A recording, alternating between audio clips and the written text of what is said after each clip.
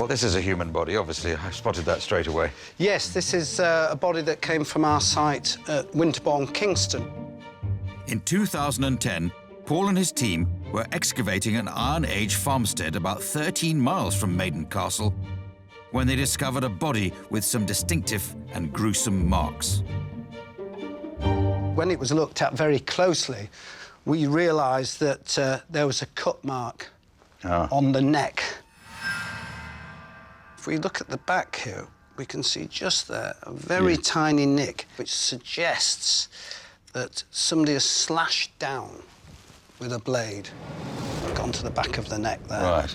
So you're suggesting that as a cause of death? It's likely that, unfortunately, this individual, in their early 20s, was the victim of basically either sacrifice or murder.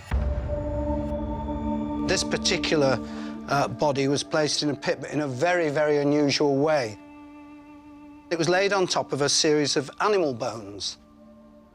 And they put the bones out and they laid them out in what was basically a sort of a rough anatomical position for an animal. They put a skull at one head and then hip bones and long bones in between. It was a mix of cow and horse and a bit of dog. So you mixed up several jigsaws and put them together?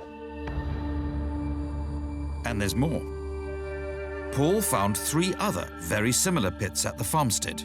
They also contained human remains.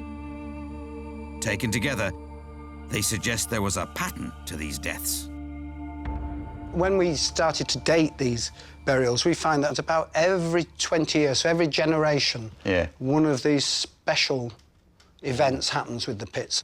It could be some sort of cyclic event that had to happen every so often to renew their relationship with the gods or with nature, or because maybe things had gone down, bad harvests, and they just felt that there was something that they had to do to increase fertility. Gosh, that must have been a pretty bad harvest. You've got to put a human in.